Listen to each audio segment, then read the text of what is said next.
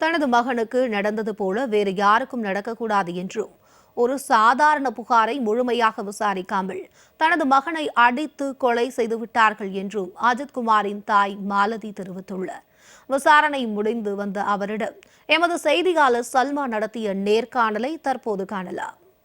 கொலை வழக்கு தொடர்பாக ஏற்கனவே சிபிஐக்கு மாற்றம் செய்யப்பட்ட நிலையில் உயர்நீதிமன்ற உத்தரவுப்படியாக மாவட்ட நீதிபதி தலைமையிலாக ஒரு விசாரணை அதிகாரியாக நியமிக்கப்பட்டு இன்றைய தினம் 2வது நாளாக விசாரணை நடைபெற்று வருகிறது. இப்போ நீங்கள் நேரடியாக விசாரணை நீதிபதி அவங்கள சந்திச்சிங்கம்மா, அவங்கள்ட்ட என்ன தகவல்கள் சொன்னீங்க? உண்மையை சொல்லிட்டு வந்திருக்கேன் சார்.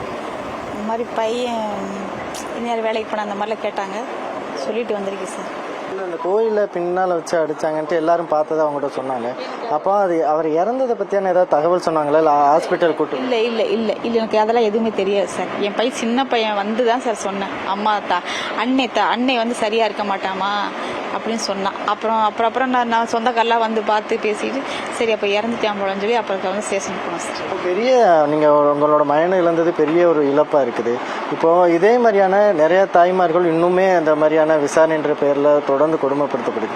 அவங்களுக்குலாம் என்ன நியாயம் இருக்குன்னு எனக்கு என் பையனுக்கு நடந்தது என்னை மாதிரி ஒரு தாயை இனிமேல் யாருக்கு நடக்கக்கூடாது. இது மாதிரி நடக்கக்கூடாது.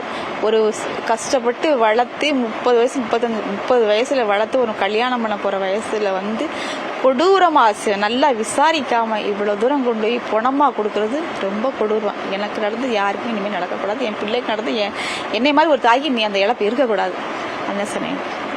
நிச்சயமாக அஜித்குமார் தாயாருடைய மனநிலை என்பது ஒட்டுமொத்தமாக இனிமேல் இதுபோன்று காவல் விசாரணை என்ற பெயரில் எந்த உயிரிழப்புகளும் நடக்கக்கூடாது, இதோடு தான் முடிவாக இருக்க வேண்டும் என்பதுதான் அவருடைய எண்ணமாக உள்ளது. அதே போன்ற விசாரணையும் நேர்மையாக நடத்தப்பட வேண்டும் என்ற ஒரு கோரிக்கையும் விடுத்திருக்கிறார். ஜெயா பிளஸ் செய்திகளுக்காக ஒளிப்பதிவாளர் சந்தானத்துடன் சல்மான் பாரிஸ்.